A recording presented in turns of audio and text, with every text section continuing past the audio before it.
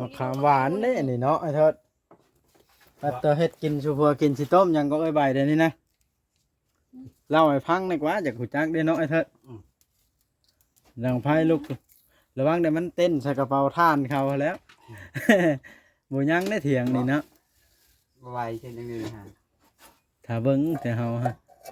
ถามแล้วเราก็บ่บอกดอกเราสิเซอร์ไพรส์เจ้านะเดี๋ยวนี้ เช็ดยังกินกันเลยไอ้เถิดแล้วจะทุ่งแล้วแต่ขาได้จักมานี่ ตัดหนึ่งถุงเดียว อ๋อ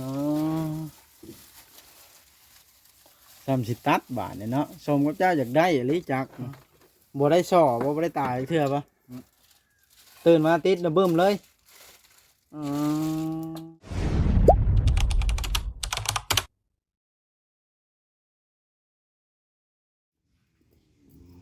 โดยพี่น้องสบายดี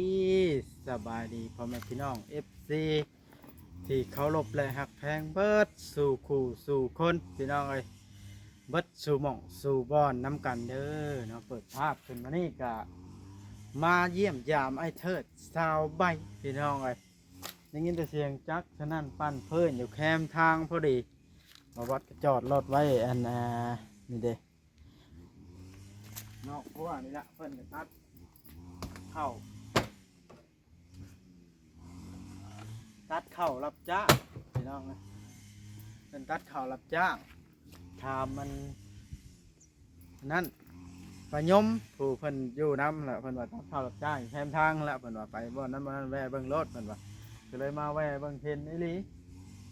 อันนี้ชาวใบก็ใช้เสื้อสีผ้าแท้ใช้เสื้อสีผ้าพี่น้องเอ้ย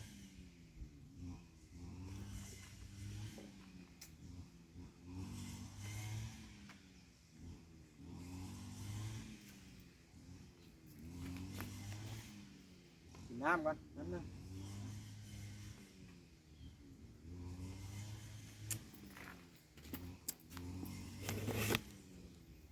เขาจะเข่าหัวจังไรลำบากส่วนยางเพิ่นได้นี่พี่น้องเอ้ยส่วนยางเพิ่น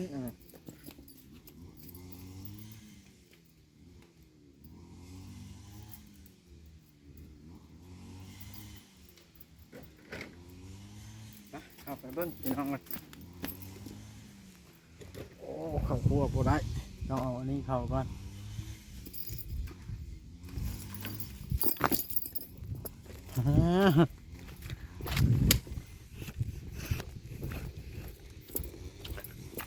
เด็กต่อเอากับคาเวียคางานหลายอย่างพอได้มาหาเพิ่นหลายมือแล้วพี่น้องเลยเพิ่นก็หารับจ้างสมก็เพิ่นอยากได้อยู่ได้ละจักก็ได้มาเพิ่นก็ตัดหญ้าตัดยุบ่ได้พักผ่อนพี่น้องเอ้ยหารับจ้างสมกับคำที่เพิ่นอยากได้อะไรนั่นเด้แง่นอยู่แม่นเพิ่นละฮะอันนี้นางเอกสบายอยู่นี่เพิ่นนอนอยู่นี่เลยพี่น้องเอ้ย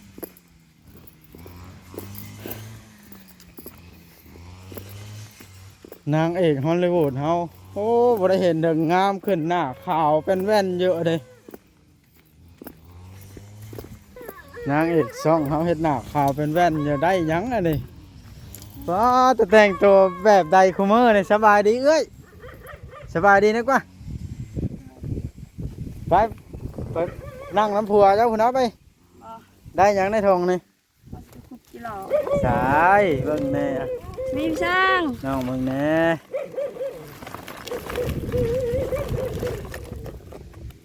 เป็นยังไงนะมองกับครีมโลชั่นมันยาเฮานี่นะในสีใดมันแกล้งควาย เจ้านอนในเถียงนี่ปะแกล้งควายโอ้รับจ้างใครอยู่ไกลเฮือนให้เจ้าอันนี้เนาะคนว่าเจ้าเมื่ออันนั้นเมื่อทางผันลานโหว่ะใครว่าจังแล้วข่อยถามป้าออดมันแม่นบ่ว่าเมื่อผันลานมันไก่โพดเนาะกินข้าวกินน้ำอยู่เอ้ย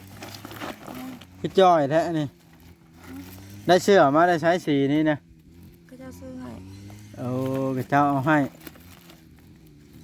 ธงแบบใดบ้านเนี่ยบ่มีธงไหมบ่ได้ในรถถิ่มหมดแล้ว ทงก็จะซื้อมาพอแพทย์ซื้อมาให้นะขาดเลย ขาดละ ก็สิลงไปเอากับทงพอเอาก็อยู่วัดทงผู ธงยาแก้วบ่ ทงไผปยานะแค่ทงยา อันนี้พายได้เด้กินข้าวยังเอ้ยวันนี้นะ เขายังไม่ทันได้กิน ยังบ่ทันกินซ้ำ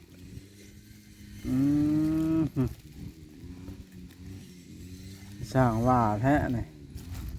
มานอนเถียงหลังนี้ได้จักมือแล้วเอ้ย ถูกก็เลยแล้วเรานอนเที่ยงไว้ฮะ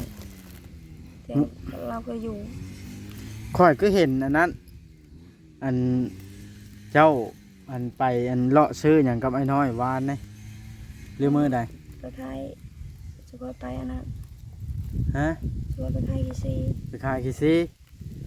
เอ้าไผเป็นผู้ไปหาบ้านนี่ ไม่โทษเราไปหา ไอ้เธอเป็นผู้ไปหา คือว่ามาอยู่ตัดข้าวแล้วยังมีเวลาไปหากี่ซีพร้อมบ่เดี๋ยวนี้ จักรงานแล้ว โอ้รู้สึกเก่งแท้นะเพิ่นตัดแบบใดลายมือหรือเหมาอันนี้เอ้ย มาจากเลี้ยวห้องดูเบินเงินแล้ว บ่จักนำไปเทิดบ่อื เราเห็น ม เอาลง ไปเทิดว่าใดๆจังว่าตามเพิ่น คือเราเห็นอาหารก็เห็นได้เงินเขาเห็ดเนาะเอาเห็ดเอาไปหาคุณจิรอขาย อืม กันเอาเกี่ยวก็ให้เกี่ยวคือเสาเลย บ่ให้เขาเกี่ยว บอก เป็นได้จังว่าบ่ให้เกี่ยว จักน้ำเขาแล้วก็ให้เขานอนกินแล้ววะ เกี่ยวก็เอาเงินคือกันละว่าลายมือ บ่ได้เอาเงินก็เจ้าจ้าง1,500กับข้าว2 สอบอันนี้นะ 1,500 แล้ววันนี้ 1,500 บาท ได้ยินเขาเจ้าเอา น้ำมันเด้ น้ำมันเขา โอ้ คนซอยจนแล้วปั่นจนแล้ว ยังจังให้ซะ ตัวหมดเลย ทั่วกระทงอันนี้ โยเฮ้ย1,500กับ200 บาท 1,500กับ2 สอบกระเบือก โอ้1,500 ข้าวสารหรือกระปุก ข้าวเปลือกอะไรเพิ่นจะให้เจ้ากันได้เมื่อไว้4กินแล้วเด้ฮะเนาะ2 ซองคันเอาเข้าเบิดเด้สิจักชอบ จักน้ำเขาแล้ว บ่ได้ถามเบิ่ง จักแล้วเขาเอาให้ก็เราไม่ได้เอานะกับเขานำเขาให้กี่นะก็ย่างเขายังไม่ทันได้ให้นี่เขานี่เขาไม่เห็นเงินไม่เห็นเขายังไม่ทันได้เห็น โอ้ยพี่น้องไอ้ลำบากยามนี่มันลมบ่มีไม้ติดอยากได้ไม้เด้ค่อยก็ได้แต่ราคาเท่าไหร่ไม้ดีๆนะเจ้าขี่รถถีบไปใส่ก็ได้รถถีบเจ้านี่ยังขี่ได้ดีเก่งอีหลีเอ้ยใบนี่แต่ว่าเจ้าจ้อยขึ้นได้เดี๋ยวนี้นะ จอยเล่มมูดาคู่มือ ไผเป็นผู้ดา ว้าวประสบจากสันจากสี่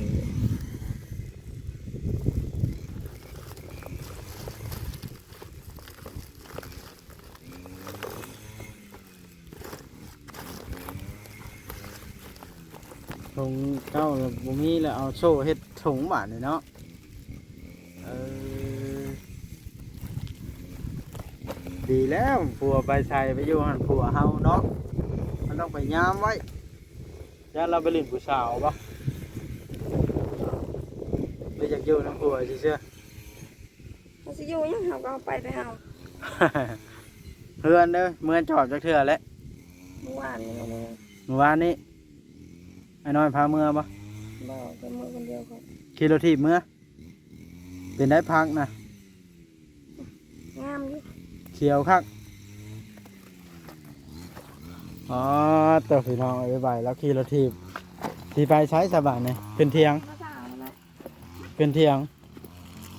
โอ้นี่แหละพี่น้องเอาไปอีเพิ่น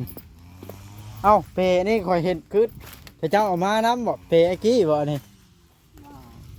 ฮะ มาไปเลย อันนี่ได้เพิ่นเฮ็ดแบบนี้ก็เป็นเฮ้ยเฮ็ดเอาไม้ไปบ้านเฮ็ดเปก็เป็นก็นอนในนี่เลยเฝ้าผัวเจ้านะ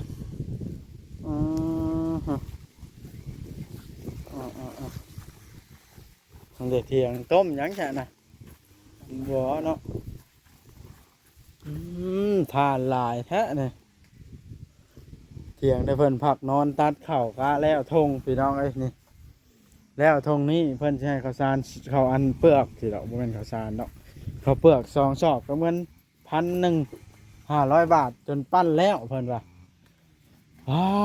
โธ่เอ้ามากหยังนะเอ้ยโพน้ำย่างอยู่นั่นนะหลายๆนะ มาเกิดเลย ฮะ มาเกิดครับ มาเกิบแบบได้นี่ มาเกิดเลย จับได้ป่ะนี่ เป็นนี่จะไปได้ เขาไปเฮ็ดอย่างนี้นะ อยากทำนี่ ใส่มองปะได้อย่างนั้นน่ะ ผัก เจ้าเก็บพักพระเจ้านอนได้นี่ปะมันก็อุ่นดีอยู่เด้ล่ะ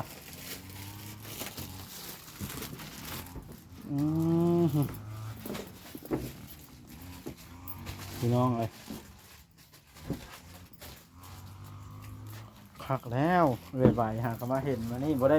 คอยบ่ได้เห็นเจ้าจักมือแล้วจะว่านะฮอดหรือว่า5 มื้อ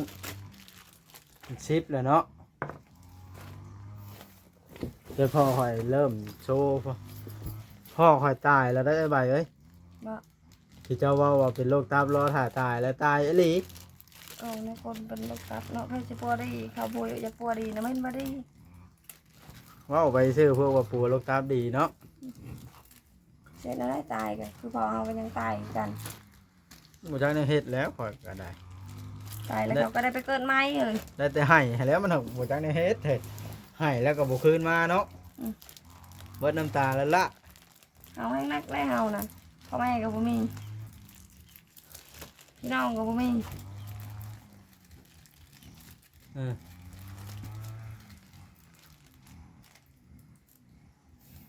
บ่มีหยังปัวดีเป็นความเจ้าว่าอะไรโรคมะเร็งตับนี่ระยะหลายมื้อแล้ว9 มื้อแล้ว8 9 มื้อขอ10 มื้อแล้วแต่ก็ยังคือหากับข้าวเดียวหนึง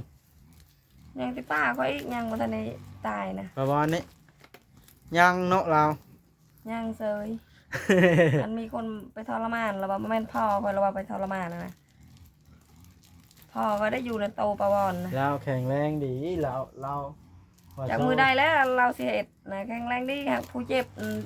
ผู้ตายอยู่บ้านมันก็ตายตลอดนะจะใครแน่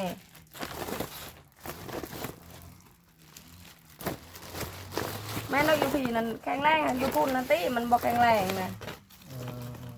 กูอยู่ทางบ้านพุ่นตี ชมกับเจ้าอยากได้อะไรเนาะไอ้ใบจักตัดหญ้าเนี่ยมากระตัดทำมาหากินได้อะไรไปตัดข้าวรับจ้างแล้วจักทงแล้วแต่ขาอะไรจ้างมานี่ ไม่ใช่ไม่ยัง ถ้าได้ปะ ตัดอึกยังมึงเราพาตัดทางเงินบ่อยนะมันตัดอะไร เทียงไฟก็หลังนี้นะ ยังไง เจ้าบูจ้างน้ำไอ้เทิด เข้าใจ ไอ้เทิดว่าในใดมันว่าตามนะเนาะ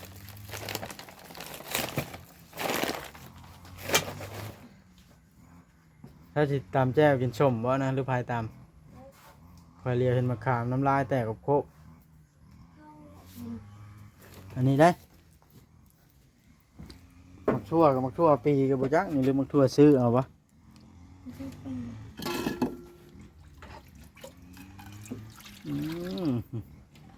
ตำมักทั่วนี่มักทั่วปีเท่าไรนี่คันขายนี่ก็อยู่บ้านตัวเราเซ่ให้ไฟสุบเรกินมะทัวที่ไหนเป็นผูกเป็นหาบ โยมมักทั่วปีมันก็แซ่บมาแล้วนี่ขนาดนี้มันอันตำแซ่บมันอื่นเนาะก็ยิ่งยำกินกันมากอย่างนี้เลยนี่ ดูแล้วดูที่เราเห็นเขาแม่หน้าแล้วมีหมากอันนี้หน้าบ้านตัวเรา มากอันนั้น เขาแม่พูดแม่ มากอันตำลิงนี่ น้าบ้านของพ่อน้าบ้านของพ่อคนนั้น นาซาวของพ่อก่อนนะก็ซื้อตำลิงกันแม่ตำลิงกันอยู่บ้านเก่งเลย ล้างมือแล้วสิไปให้ได้บาทเลยให้เอาพักจะมากินกับตำมักทั่วนี้โอ้พี่น้องอ่ะเรานิ่งๆในขมือในสบายถ้าแล้วไปนะหัวห้ามกินมักทั่วปีเห็นเก็บมา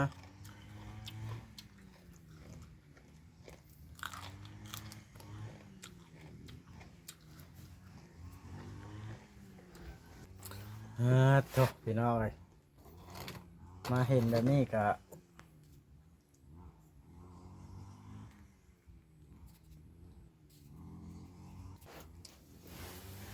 เขาดีใจพี่น้องเลยภูมิใจน้ำผู้ที่เพิ่นซื้อจักตันหญ้าให้เราเห็นเหมือนผู้ซื้อตักตัดข้าวให้สมกับที่เพิ่นตั้งใจแบบว่าเพิ่นอยากซื้อให้เนาะมันก็แบบว่าได้ผลบ่ได้บอนที่ว่าเพิ่นเฮ็ดเวียกตามที่อันจุดประสงค์ของเพิ่นนะพี่น้องเนาะเรายอมรับว่าดีใจร้ายเห็นแบบนี้พี่น้องเลยบายแล้วก็เป็นคนผู้หู้ผู้ดีได้ของมือนี่พี่น้องเอ้ยนั่นเองอ๋อเดี๋ยวบัวละพามากินกับตำมักทั่วไอเทิดกินแล้วใช่ครับ ลูกเราบ่กิน แล้วบุกินห่วยมันก็ใช่ข้าแล้วบุกินข้าวเราก็ได้ข้าวบัวนี่เพิ่นเอามาปลูกได้นี่เนาะ ไปสิมาปลูกอยู่เพื่อนนั่นแหละ ผู้ใดเสียเมื่อ นั่นแหละ เจ้าเสียเมื่อเองเสียเมื่อเฮือนบ่บัดนี้ จัก ทางเมืองก้อนเนาะ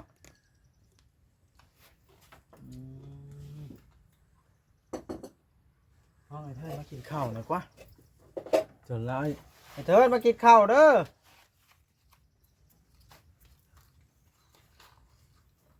เนาะพี่น้องอธิบายแล้วก็มาอยู่เฮ็ดกินเฮ็ดอยู่ให้ผัวไปทางใดแล้วก็ไปนี่น้องเอ้ยนี่แหละเหตุผลที่ไอ้เทิดอันบ่อยู่ไอ้เทิดไปทางใดน้องไอ้ใบก็จะไปตามนะพี่น้องมันเป็นแบบนี้ล่ะอันนี้คืนยังใจไปก้านกบนี่มาลอกหนังเฮ็ดแห้งนี่ไผก้านกบนี่ไอ้ใบ เข้ากัน เขาเป็นผู้ก้านโมเมนเจ้าช่ำบ่เลยนี่โอ้ยปล่อยว่าเจ้าไปก้านใช่แล้ว สบายดีเด้อเจ้าของเถียงบ่ เลยเจ้าของเถียงเพิ่นพี่น้องเลย นะคะนางใบ โดยมาเยี่ยมเพิ่นบ่ได้มาโดนและเด้ ปล่อยบ่ได้มาแต่โอ้เราไป10 กว่ามื้อเลย10 ปลายมื้ออีกบ่ได้เห็นเพิ่นเราไปคุดจิรอของมื้อบ่เออ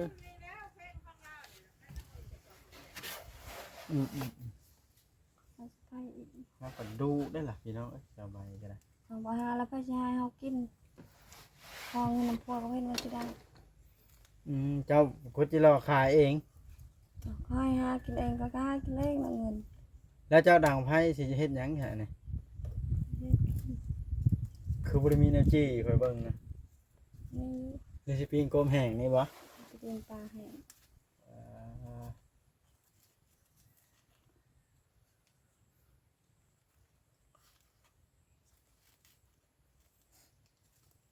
ครับอีใบเนี่ย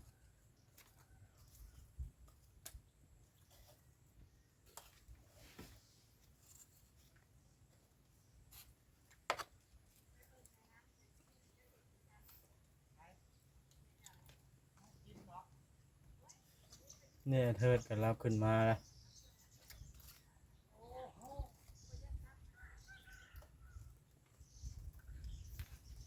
นิบมาเมียปิ้งกบท่าแล้วนี่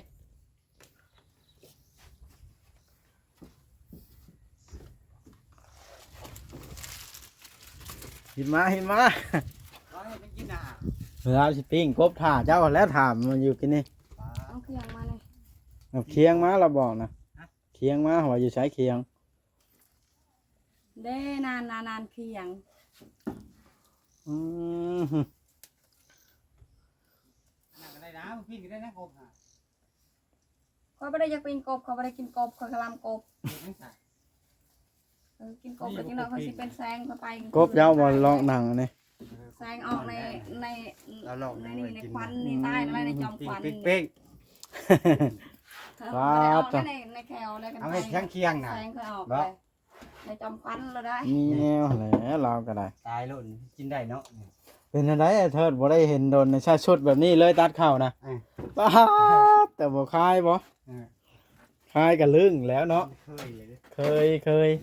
ได้ชุดมาได้ใช้พากันมาใส่ชุดสีผ้าน้ำกันแท้เนี่ยเก่าคือบ่ได้เคยเห็นนุ่ง มาเดือน อืม เจ้าให้เดือนนะ นี่ได้ เดือน สร้างว่าแท้เนาะนี่ เก็บยังไงนี่นะ โอ้ยน้ำไปซัง พี่น้องเฮาก็ดีใจแล้วได้เห็นเพิ่นเป็นแบบนี้คลิปนี้ก็สิจบตรงนี้แหล้วเนาะคลิปหน้าจังพอกันใหม่เด้อ